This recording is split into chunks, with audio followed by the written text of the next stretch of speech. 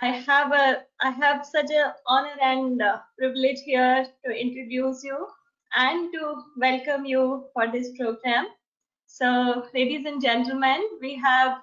Let me first begin my informal introduction for Lata. That for when we were preparing for this session, I had the opportunity to interact with Lata, and what has really touched me was her ease and the humility and such enthusiasm all along.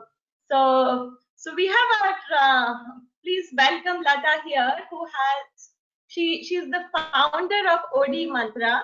She runs a boutique coaching and OD consulting firm. She brings a unique combination of business and people knowledge, and with all that, she also has passion for yoga. And she serves as the director of the Ananda Yoga School of India, which has a chain in Europe and America. She has been a whole-time director and she was in top management positions. She is an ICF accredited coach, and she is a Reflector Big Five master practitioner. I was just telling her that if I were to read all her bio, it will take like 15 minutes of time. So with all that, I am welcoming Lata for this session. Just a few words for how the session is going to go. She's going to share her presentation, and while you are listening, we have a window for asking questions, so you don't have to wait for presentation to get over. You can start writing your questions in the window, and once she's done with her presentations, then we'll start taking the questions. So all the best, Lata. I hope you and the audience and everyone enjoy this session. Thank you so much, Vinita. It is indeed an honor to be in a forum like this with like-minded HR professionals, and really the space that I love to share. So I'm very grateful to NHRD Network and the Pune chapter, and Aman, Sheetal, and Vinita, who so tirelessly worked together to curate and put this session together. So a hearty welcome to all of you from my side. And today is going to be an interesting session. We've all been going through quite a pandemic, and I don't want to get too much into that doom scrolling kind of a mode, but be more about discovering our own powers and centering ourselves, and see, as HR professionals thrown into the situation, what is the best that we can offer, what is the best version of ourselves that we can present to the business. So before we jump into that session, I would like to, I know you've had a hard day. It's been probably multiple video calls, telephone calls, juggling all the household chores, and you've had your days filled. So just let's take a moment to just center ourselves and be fully present here, open and aware to see what we have coming up today. So for this, I invite you to sit upright, away from the back of your chair. Just lengthen your spine a little bit so that you feel tall. Relax your shoulders away from the ears. And you can gently place your palms facing upwards at the junction of thigh and abdomen. Make sure your feet are relaxed on the floor. And take a few deep, easy breaths. You can close your eyes if you feel comfortable to do that. Inhale. Let the belly rise as you inhale, and let it fall as you exhale. And breathe at your own pace 5 more times. Very relaxed breath. Inhaling energy, exhaling all the tensions.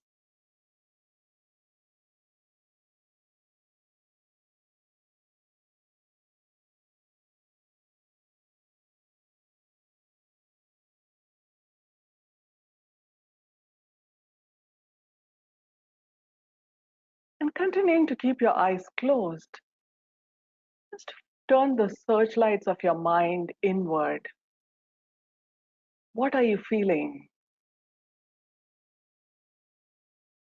Just let all the thoughts drop away and create that calm space in your mind, letting go of the past and what awaits you after this session, and just being in the now, totally relaxed. If your mind wanders, just bring it back to the breath. A few more breaths here, just 30 more seconds.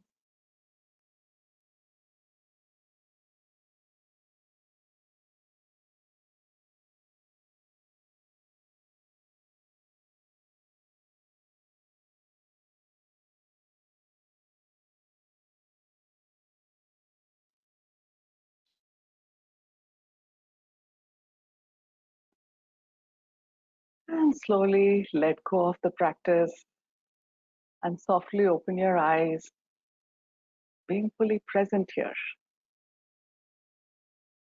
all set and joyful. So, welcome back with that. It's a nice little routine to practice even for your regular huddles and meetings at work, allowing people that time because earlier we were commuting and that commute was that bridge between work and home. Now we are just like, you're in my living room, I'm probably in yours. And there's all those boundaries have collapsed. So little rituals that can just help people disconnect from what they were doing to come into a new space, just to be alert, aware, and attentive is a great practice. See what works for you. It can be a simple thing. Sometimes, the others on the team might say, what quaint stuff is he doing or she doing? But hey, over a period of time, when you make friends with rituals like this, you start to see the benefits. So, jumping into our topic, powering through crisis, practical tools for HR professionals. I think this is a space that has been one of a lot of emotions. Yeah. And we would like to now go into a poll and see what are you experiencing the most. Yeah. So there's a poll there, and just quickly type into the poll, what are you experiencing as an emotion? It could be any of these or something outside of that. Just take a moment to plug into your emotions as you come to the close of your workday today, or what you've been experiencing over a period of time.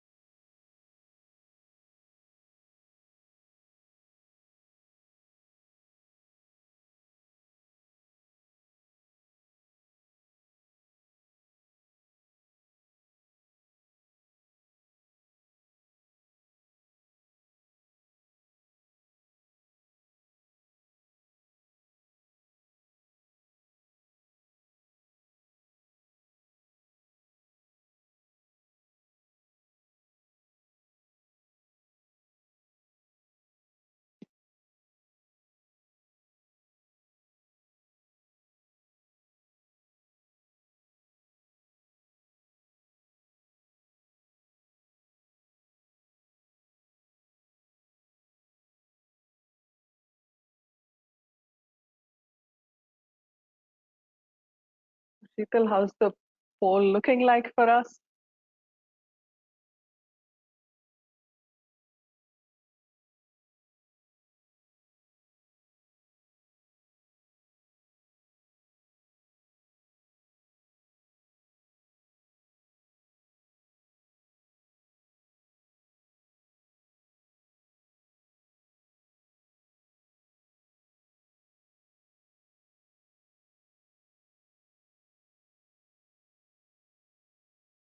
Lata ma'am, if you could please stop sharing your screen, then you will see the poll on your Yeah, screen, ma'am. I have stopped the screen sharing.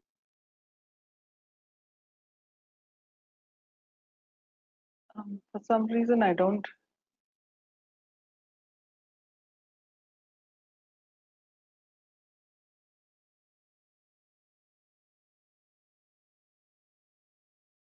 Lata, maybe you could minimize it.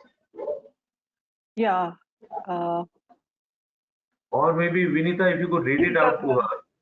yeah. For some reason, I am not able to see this. Yeah. Maybe Vinita, you can just read and in the interest of time, if you can see it.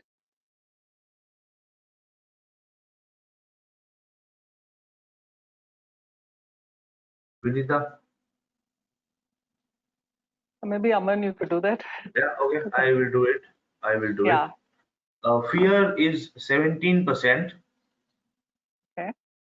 Overwhelmed is 13%, 1 3. Confusion is 26%.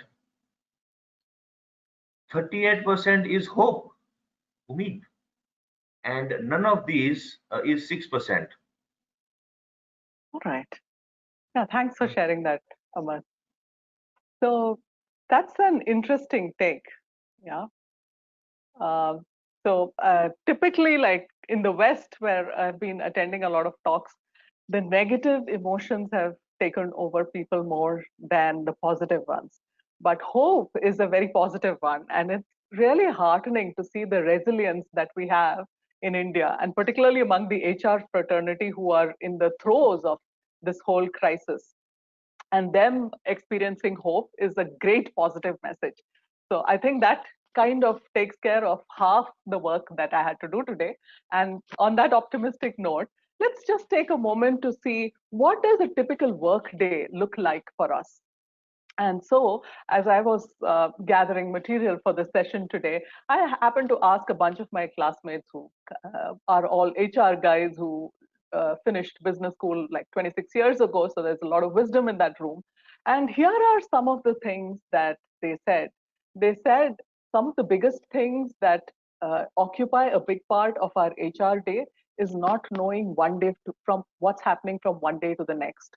So there is a lot of ambiguity. There's a lot of uncertainty. We are constantly being asked to, redeploy people all over the place from one team to the other. There is a lot of RIF, reduction in force, as the term goes, where you're having to let go of long-time people because of the whole business situation and shrinking of business.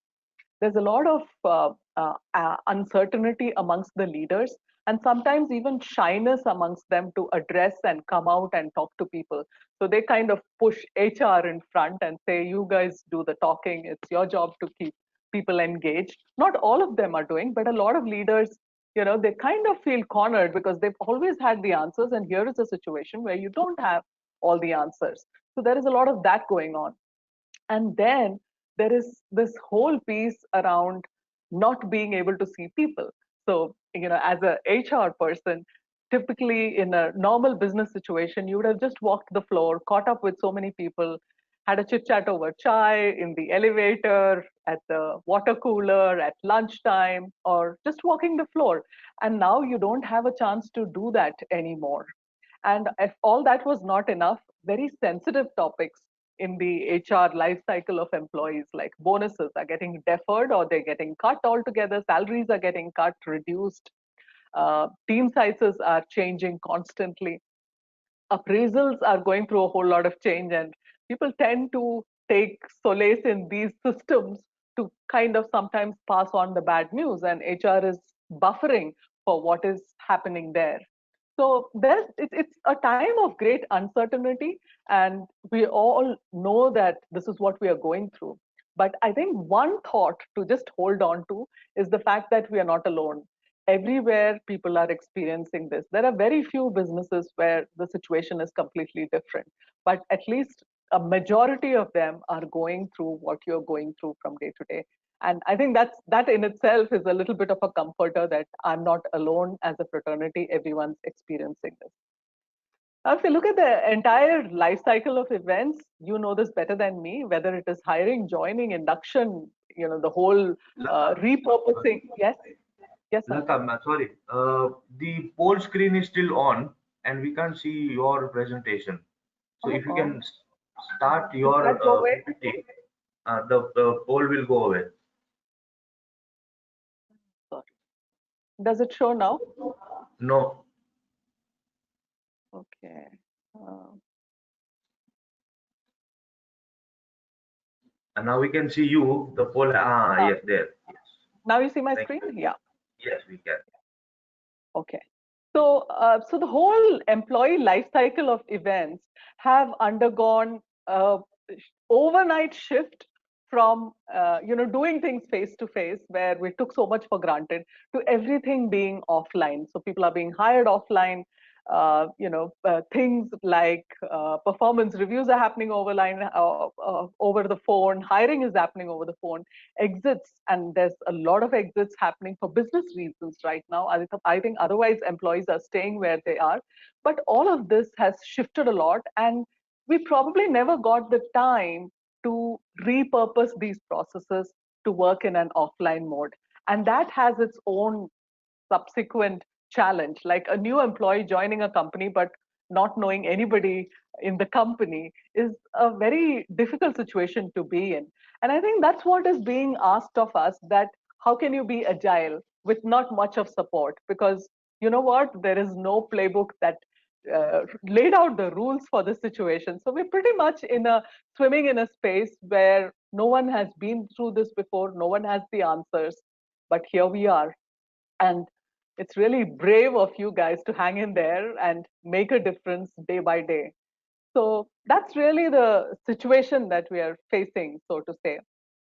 And I was looking at, okay, this is how we are experiencing it. What could be a good metaphor to help us remember how to navigate this space?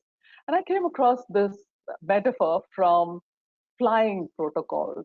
And this is what aviation pilots, as they start to learn flying planes, are taught.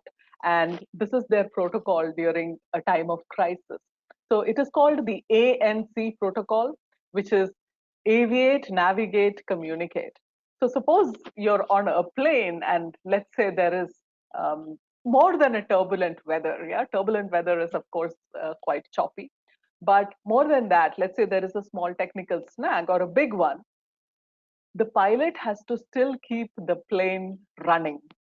And at the same time, he can gather his crew to help him navigate through that space. And yet he has to be sure, or she has to be sure, that you don't bang into a mountain just because you're feeling nervous about that technical snag probably taking the security and safety of the whole flight away. So there is a moment where you have to fly the plane and yet you have to keep your eyes in front.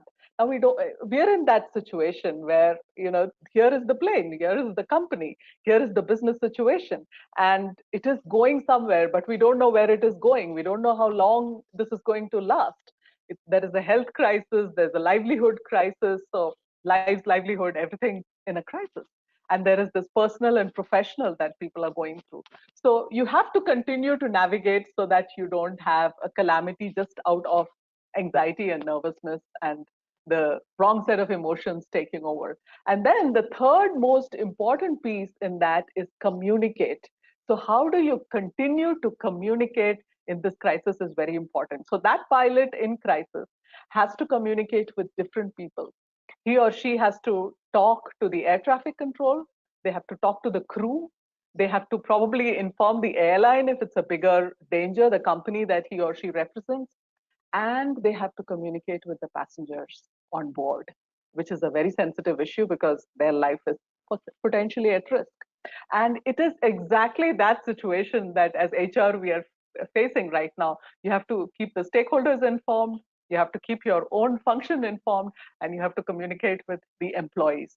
But sometimes we can feel so overwhelmed. Thankfully, not many of us are feeling that today, but there are days when we feel very overwhelmed. And yet we have to have that brave face and continue to communicate and power through this crisis. So ANC is a good protocol to remember in times of crisis.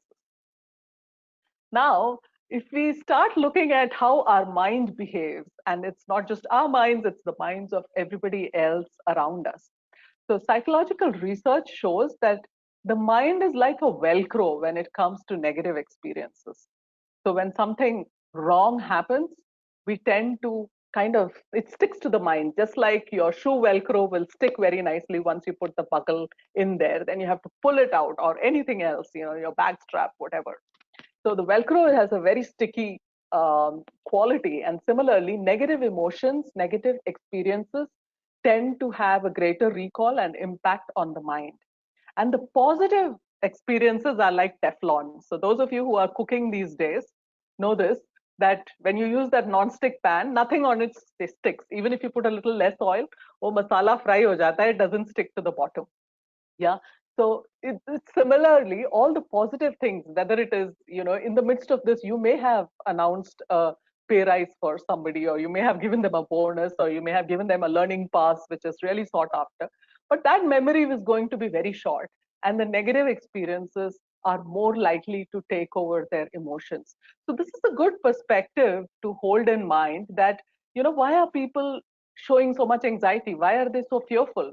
Why are they so angry? Why are they so frustrated? Is because this is what is playing in their minds. If you look at it from a generic psychology perspective, there are a lot of exceptions to this. There are people who are wired to stay positive all the time, and those are some exceptions. But by and large, this is how majority of the people behave. Now, that's inflammation in the mind. It doesn't show outside all the time. But here's a little visual of how the emotions affect the body physically. And you can see how in this picture you see different emotions taking over different parts of the body.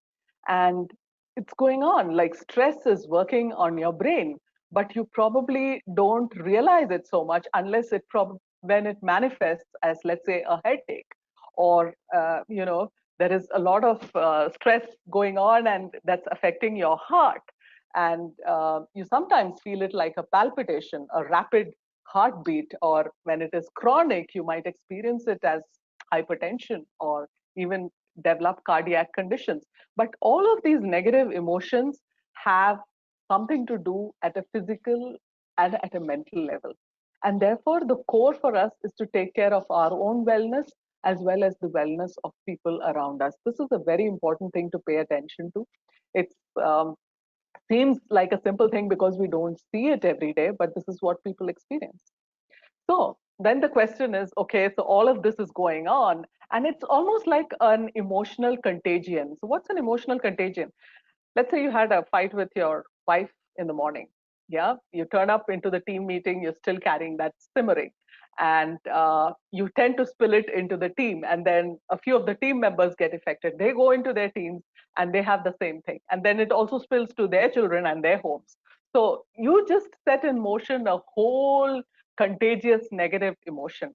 And I say you, I don't mean you, it could be anybody, but these are things that happen inadvertently, and there is a propensity of these things to happen more in these times.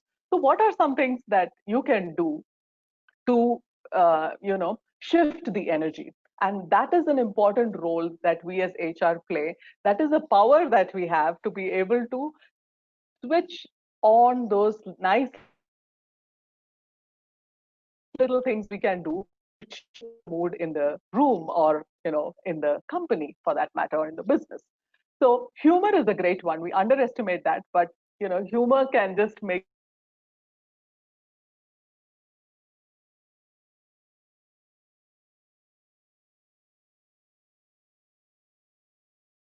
Lata, Lata, Lata, we can't hear you, Lata.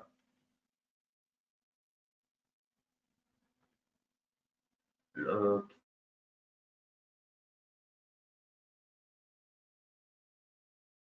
can you hear me? and Yes, sir, we can hear you. uh, so at that point, the boss on the Zoom call answers, "Teen सीटी हुए मैंने सुने." Yeah. So what happened there is a very classic situation. Yeah, the bosses are in the house and they're paying attention attention to everything that's going on in your life.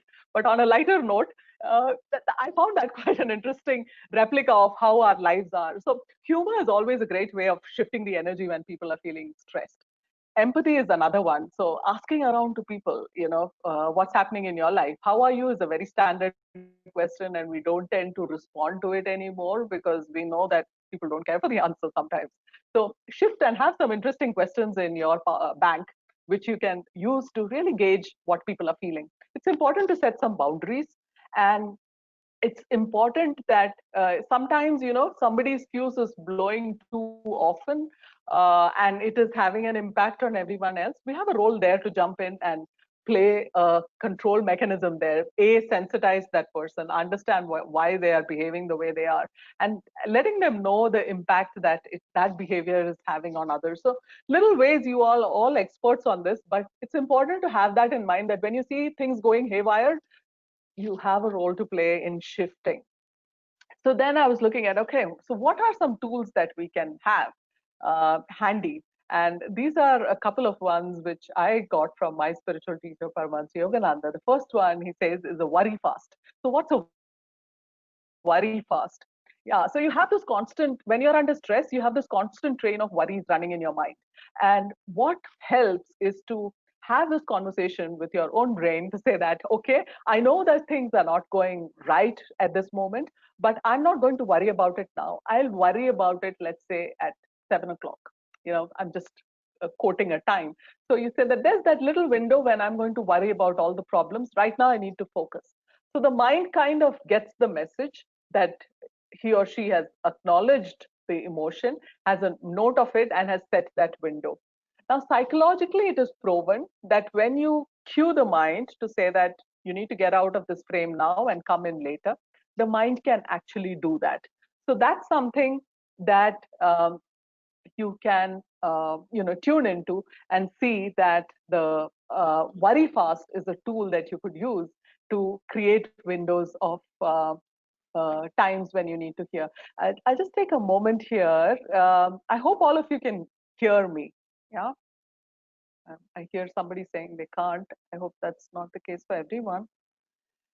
Okay. Now, the other thing to remember is that, we all carry a microphone inside of us, and that microphone is our being. When it is in a state of mental chaos, then it cannot function well. So you need to see what is your anxiety level, what is your rate of frustration, how are you turning up, how are you showing up, and see that what are some calming rhythms that you can set in place to repair your own microphone so that you send out good messages in the right tone and people are able to hear and receive it in a happy way, in an uplifted way, in an open way, and at the same time you are also able to receive the messages well. So when we are nervous, we don't see as much what's happening around us. For the mind to be alert and aware, we need to be able to be calm ourselves. So much as it is difficult, like that pilot who is aviating, navigating, and communicating, you need to be in that space where you make yourself fully available and you're able to broadcast and receive things well.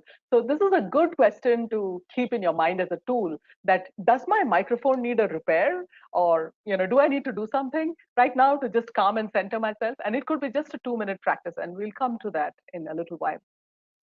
So with that, I would like to jump into some practices. So part of my work has been in the field of yoga. It was a side hustle for many years, and nearly 2 decades I've been a yoga practitioner and a meditator. And till it came to a point where I said, I want to integrate that into work. And so a lot of work I do is around wellness and the human side of leadership. So I'm going to take you through a quick set sample. Yeah, we're very short on time because we want to keep more time for interaction. But a set of things that you can do. The first of them is going to be skull tapping. So what you need to do for this is nothing much. Just make a fist and start rapping your skull. Yeah, with the knuckles. And this is the prefrontal cortex, the executive center of the brain. So start here. That's what we get paid for. And then go all the way back. This is an exercise over 100 years old and is a very good one for memory. It's a memory exercise, and what it does is awakens all the brain cells. So tap your skull, yeah, and then release your hand. And just close your eyes for a moment and see how you feel. It's just like you gave those brain cells a burst of energy. Now open your eyes. The next one we're going to do is a scalp massage. So for the scalp massage, I'm going to demonstrate first and then you follow me.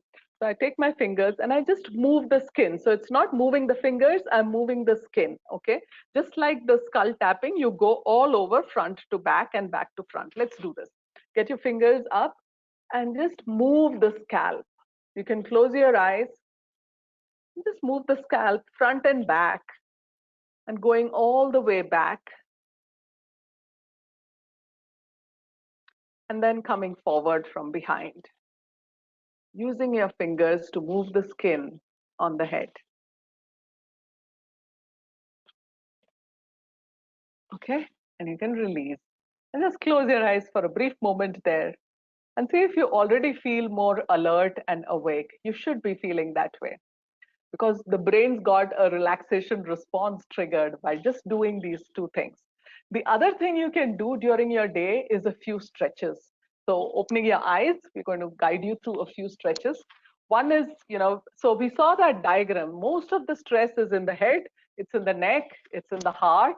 And then, of course, we have it in the digestive system and the lungs and all of that. So we're going to do a few short practices which can help you feel more energized and charged. The first one, just put your left hand, hold it on the chair and lift the right hand and just stretch yourself. Yeah? Make sure your spine is straight and take a deep breath there. Stretching, stretching, stretching from your hip all the way to the fingertips. Come back. Repeat on the other side. You can smile.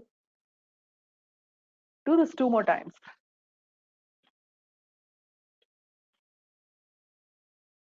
Come back and back. So what you've in effect done is you've created some space in your ribcage, you've lengthened your spine, and you can breathe better. Now, the other important thing is breath itself. Now, breath has a big connection with the body and the mind. And therefore, using your breath, you can control your mind. And what better way of illustrating this? When you feel sad, what do?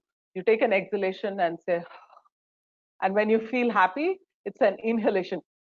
And your eyes light up and the whole lifting gesture. This is a natural thing. We learn it and see it most in our kids, but this is how we all practice it as well.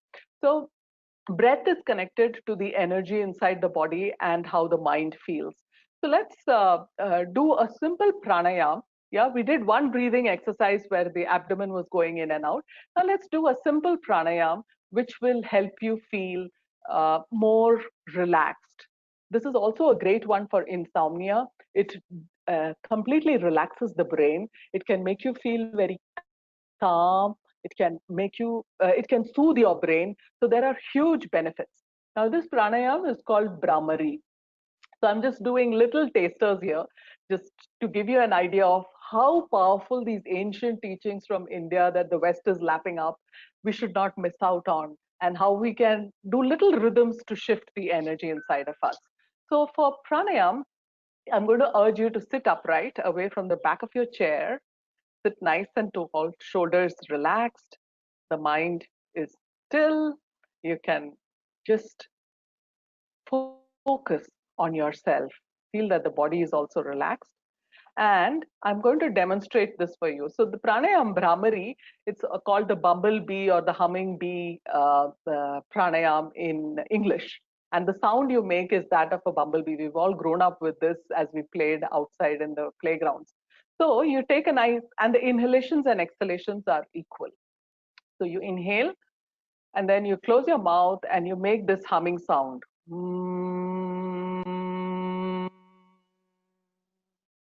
So that is the sound part of it. Now it's good to close your lips and keep the teeth a little bit apart for a deeper vibration.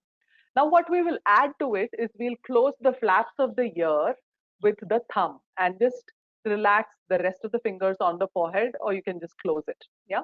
So now and then I inhale and I make this sound.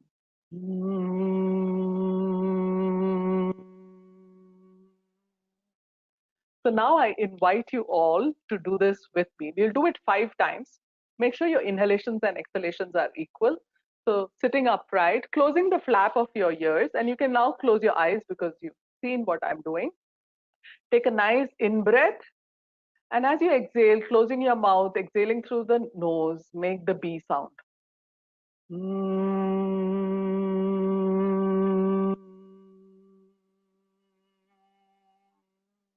Inhale.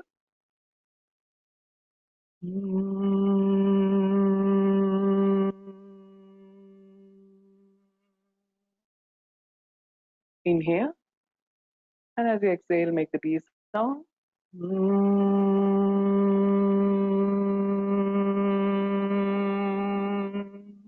Inhale.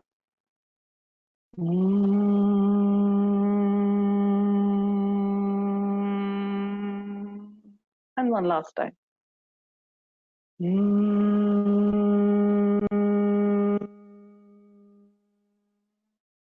And just release your hands. Tune into the sensations in your brain with closed eyes.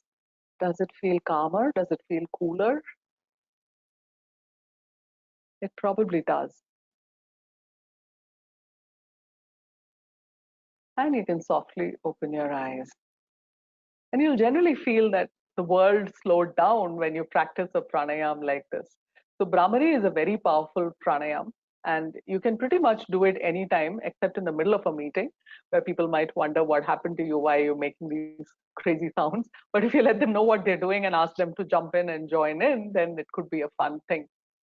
So these are little tools that you can use. And another is a guided practice, which is a short practice that you can use anytime during the day. So I'm just going to very briefly guide you through this. And I need you to just sit upright, inhale and tense the whole body. Exhale and relax. Inhale, gather all the tensions, tense the body. Exhale and relax. One more time. Inhale, tense. Exhale and relax. And just relax every body part, keeping your eyes closed. Relax your feet, the calves, the knees, the thighs, the stomach, abdomen. Just let go of all tensions there. The shoulders, arms, fingers, elbows. Now relax your throat and then relax your face. Relax the jaws and the tongue. Place the tongue on the lower palate of the mouth. And then relax your lips. You can bring a gentle half smile to your face. That relaxes all the facial muscles, the cheeks, the eyes, the eyebrow. Just notice, are there places in your body where you carry tension? Just inhale there. And as you exhale, relax the tensions.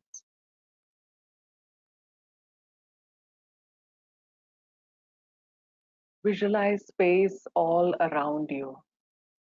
A lot of space in front, behind, above, below, as if you were surrounded by eons of space.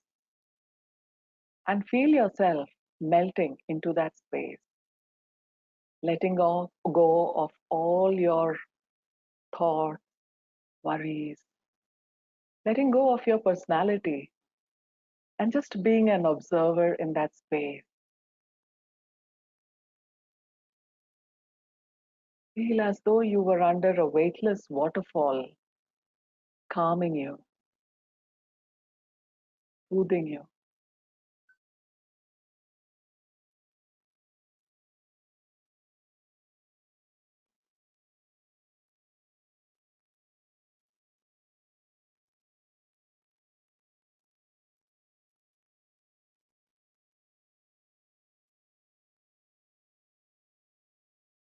focus on being you, full of calmness and peace, nourishing yourself with that boundless peace.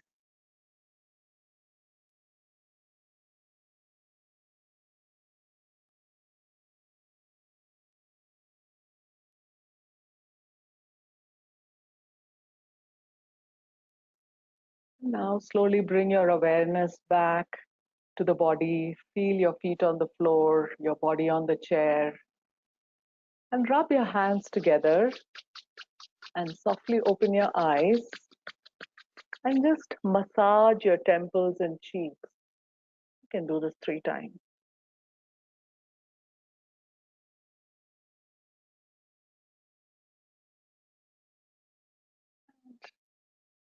To enjoy that calmness of the mind.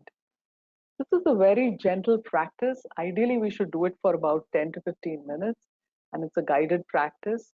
But today, I'm just giving you a taster of little ways in which you can shift the energy using ancient tools from India.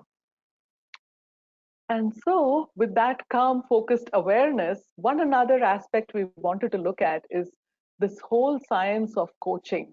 And in HR, probably, you have come across coaches, you've been coached, you have used coaching as an approach.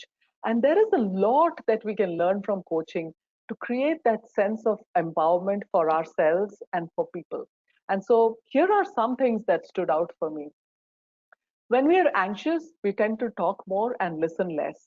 But if we can just cue ourselves to listen more, that is the superpower that you're taking out. Because when you're listening, you're letting go of your need to be ready with the answer to their question. You're just listening to them. You're in the now, and you are fully present for that person. In crisis, when somebody feels heard with respect and empathy, half the tension diffuses and they then come up into a very constructive phase. So, listening is a great tool to practice in your meetings. Silence is a companion which is very powerful. Silence can be a big teacher. Now, in these times, what happens? People are uncomfortable with silence. But if you just keep quiet instead of filling up the silence, you'll be amazed how things unfold. So, that's an important tool to keep with you. The other one is holding space for people. So, being very non judgmental. Now, there are personalities and there are types at work which are very hard to get along with. They're difficult people. But what if you suspended your judgment and just held that open space for that person to express what they have to express? And then, once you've taken all that in, come from a place of centering and calm to respond to that. Questions are another powerful tool. You all know this. Instead of giving the answers, reframe, refocus, and ask a question. And that by asking a question, that's what you pay coaches for, to ask powerful questions that create insight. So when you ask a question, instead of telling them what to do, you're engaging their minds and they feel valued and they will add a lot more to that situation. And the other important thing to remember from coaching is to be very, very outcome focused. What is the results that I can get out of the situation? What do I want? And just stay focused on that. Everything else is a distraction. If you just go with some of these, then there is a lot of power you can add to your toolkit. So I would say use all your superpowers. It's all inside you and it comes from above. And we mostly all of us believe in a God and invoke his presence, your favorite deity. Invoke them to give you the superpowers, to remind you to use your superpowers, and may you flourish in whatever you do. Thank you very much. And with that, I'd like to hand over to Vinita for questions.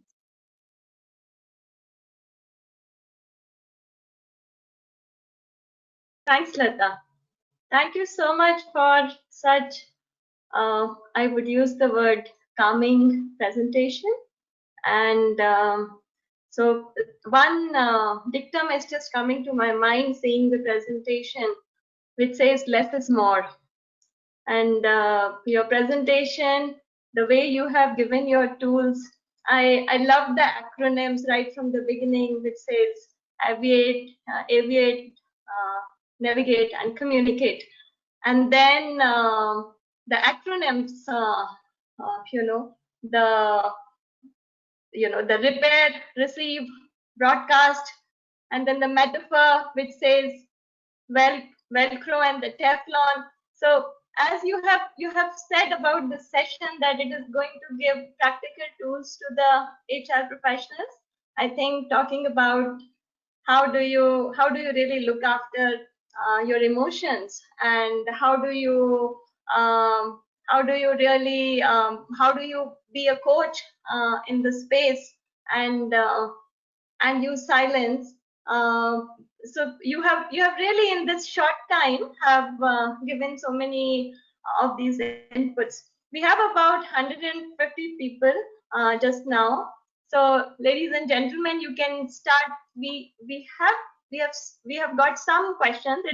So there's a feedback. He says very good practical short session, and I'm inviting people to write their questions in the question window.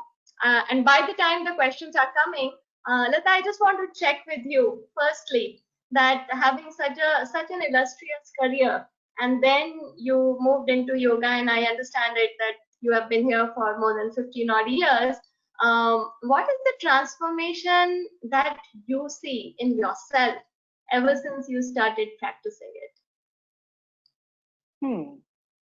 That's an interesting question, and it's kind of like opening myself up in public here. But I must say that I've seen a lot of benefits. And if I were to look at some of the top benefits, there are some friends here who know me from over the years. I've been in this business for 25 odd years.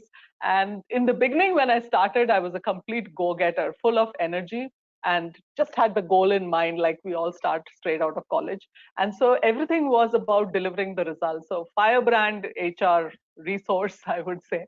And sometimes, you leave dead bodies on the way and you don't think about it. You just get your goal done. And what yoga taught me was to go inside, be more calm, be more relaxed, and take care of myself, be more patient with myself so that I can be patient with others. And that really was the journey that unfolded. And over the years, I've seen myself becoming a lot less anxious, a lot more calm, and having a sense of humor. I think these are some things that you tune into the joyful side. Yeah, and you slow down. Certainly, certainly. So, okay, so we have got now questions are coming like quick and fast. The first one is really an interesting one. It says, you taught us to control mind through body. Does mind control body or vice versa? Yeah. This is a question, Binita Parekh. So, Benita, I would say this is a very powerful question that you have asked. And the way I see it is the mind and the body are very interrelated. And physical experiences, let's say tensions in the context of today, manifest themselves in emotional beings of ourselves as well as mental. So if you have physical tension, you experience mental and emotional tension. If you have mental or emotional tension, you experience physical tension. So they kind of go together.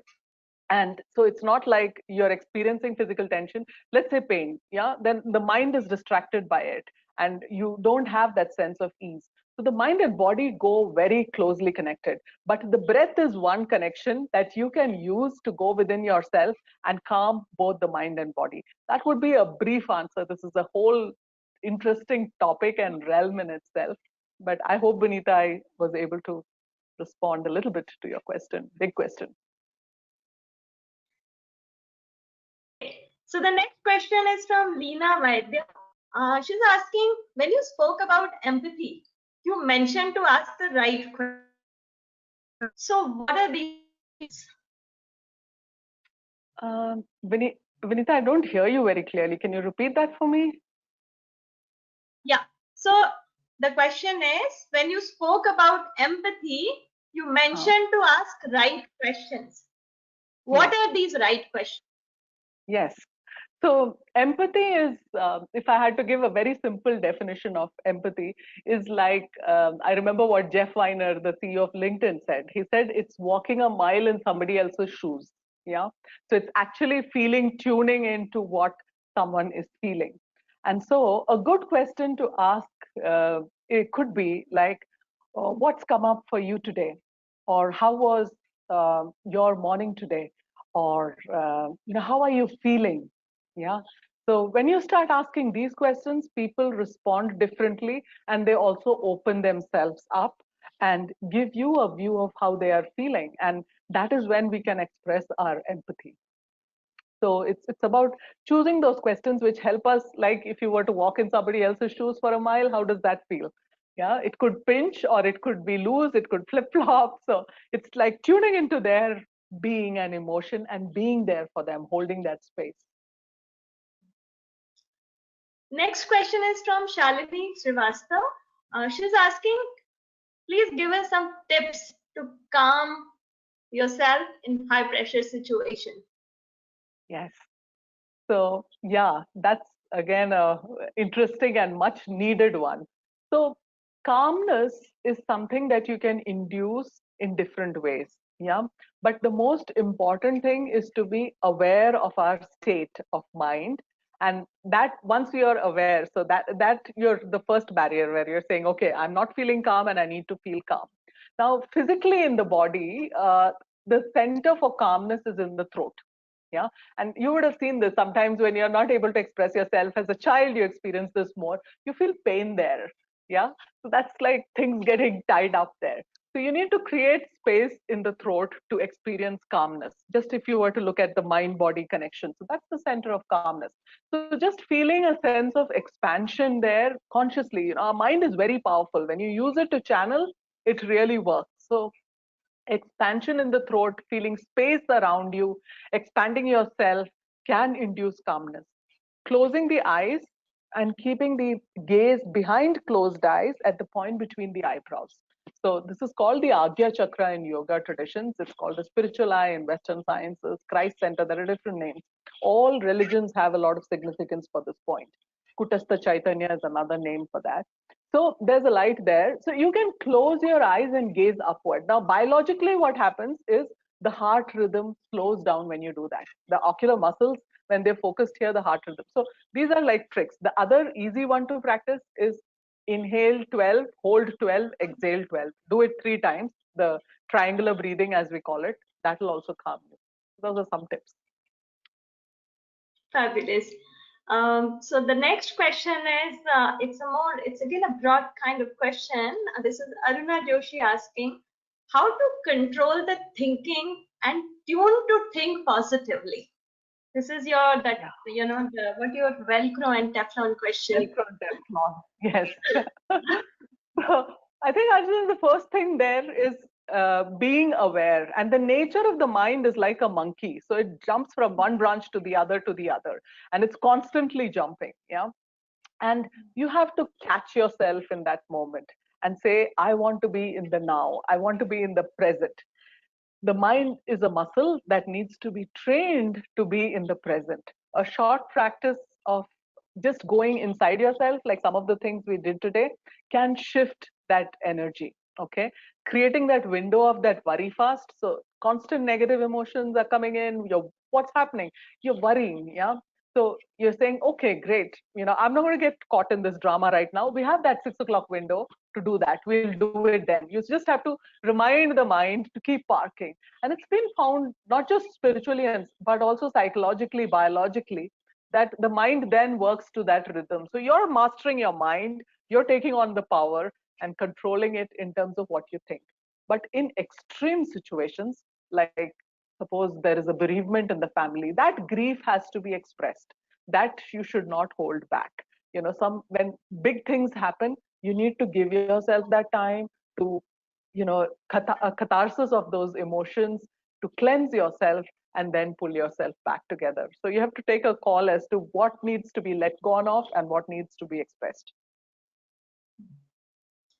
Lata, I also have one question, which is that many people they want to meditate, as you said, that the whole West is lapping up and all of that, and yet we are in these high pressure situations, especially the corporate world, and in COVID times even more. So but people they are not able to meditate. They find it sometimes challenging. So what could be some of the obstacles that come, in learning meditation or having this practice, and what tips you might have for the people?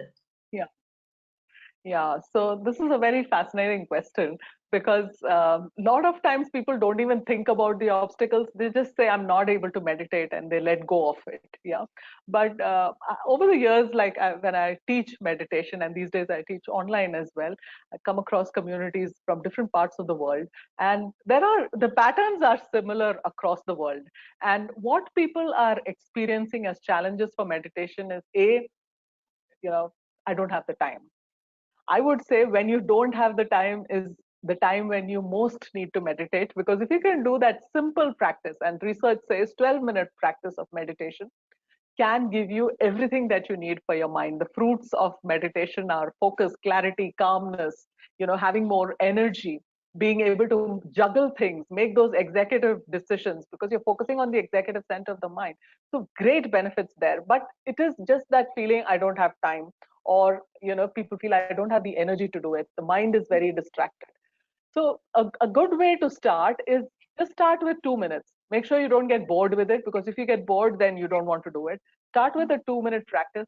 Have an assigned time, have an assigned place. It is said it is good to sit facing the east or the north, just to align yourself with the magnetic field of the earth.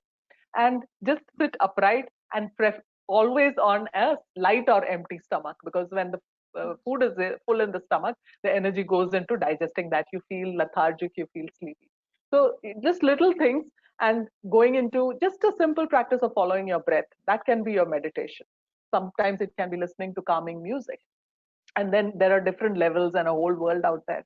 But these are some obstacles to, when you feel you don't have energy, that's the time you need to do it. When you feel you don't have the time, that's the time you need to do it.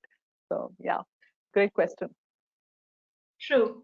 It's reminding me, Lata, that sometimes I think somebody asked Gandhiji that you are so busy, and how do you get time for this meditation? I know, I'm sure many people perhaps must be knowing about this story, and it really touches me. It says that when you are too busy, he says, I do double the time. If I'm doing 1 hour, I will do it 2 hours. So yeah. So Great wisdom there. there's another question which Naveen Rena is asking. Firstly, he's acknowledging your nice compact presentation, which other people also said. He's asking, under the current circumstances, what role do you see for selfless service as a stress buster? Beautiful question. And I would say that is the answer. Selfless service is a big one. Because what happens when you serve selflessly is you forget your own worries and troubles and ego. And what you set in motion is kindness, compassion, empathy, all of the positive emotions. And you create a whole snowball effect there of how it can multiply. So you're multiplying happiness by having selfless service. And that's a great mindset to have for anyone in these times, because you then forget your problems. And when you're in that uplifted state of serving others, the answers come to you and you feel better, because that whole thing of doing something magnanimous is very, very expansive. So selfless service is a beautiful tip. Thank you for sharing. Yeah, I loved your quip where you said that the answer was in the question, and I think also, perhaps each one of us have that answer. We just need to get in touch with it. So the another question here is, it's Stuti Verma. She's asking, in these uncertain times, there is a feeling if everything will be on virtual platforms, what will be a future of HR? How can be relevant for changing times? Please suggest. Yeah, I think we are most relevant now than any other time, because if you look at the nature of the function itself, we are more that glue in the business. Yeah, and the business is very focused on what it is measured by, and the people aspects are now invisible. And when it is invisible is when you need to add a lot more there to make the system work for us. And whether it is engagement, whether it is performance, whether it is getting results, whether it is people being able to focus on demand, all of these are big expectations on HR's shoulder now. And everyone is looking at us. I would say grab the seat on the table now if you didn't have so much of it before. Use all your superpowers and put your best foot forward because you understand people, and that is the biggest contribution to the table. So I see HR playing, I mean, even leadership has become more of an HR role than anything else right now. Whether it's customers, whether it's an employee, it's all about people. Okay, so there's one more interesting question. I know that we are towards the close on the time here, but it says okay, 1 second now. With increasing spread of COVID-19, how HR to handle workforce when they ask not to come to office, but offices are open?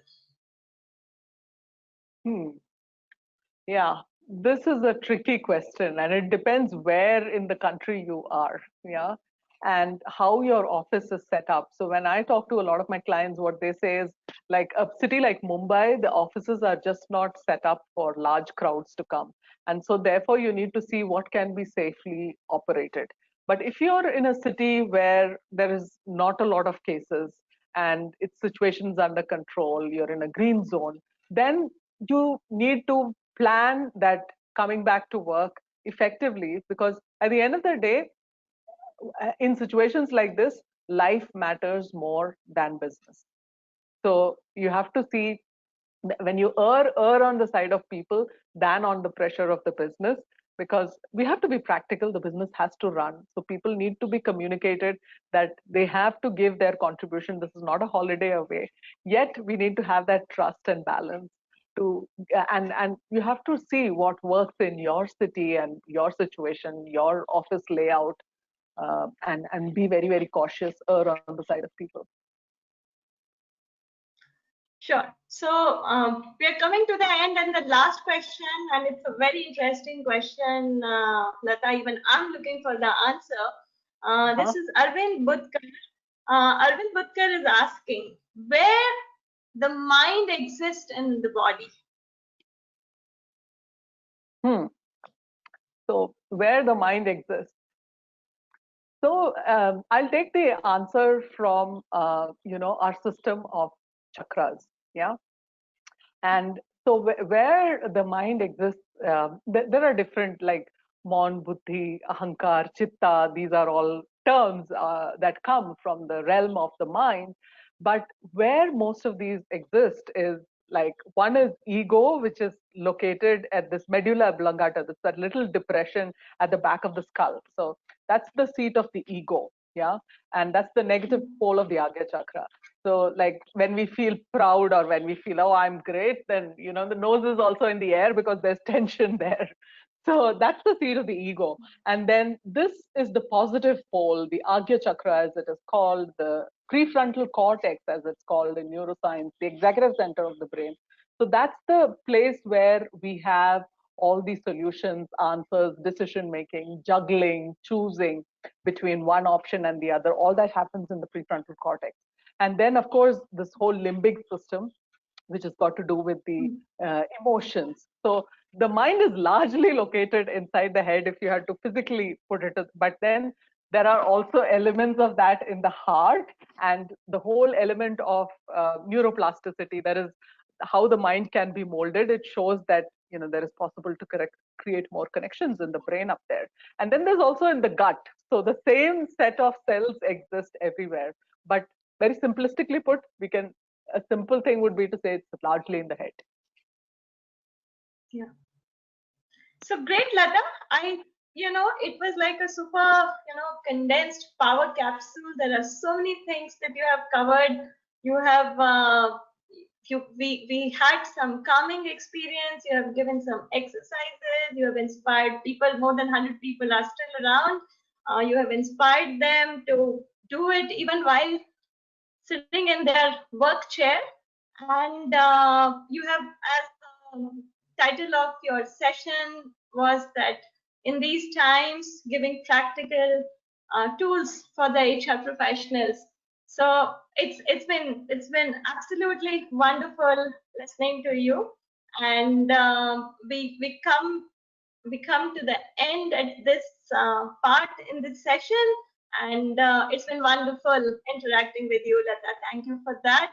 And yes, and with this, I am handing it over to Aman. Thank you so much. बहुत बहुत ही बढ़िया था, और जो विनीता ने कहा वो absolutely true लता। सो हमारी ओर से थैंक यू। मैं request Anand please, are you around? Anand is our president of the Poona chapter. Anand आप हैं?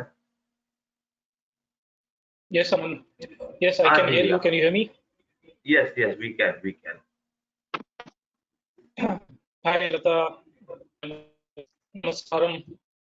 Thank you very much for a wonderful session. And I really liked the one particular message you gave, that when you don't have time, that's the time you must meditate.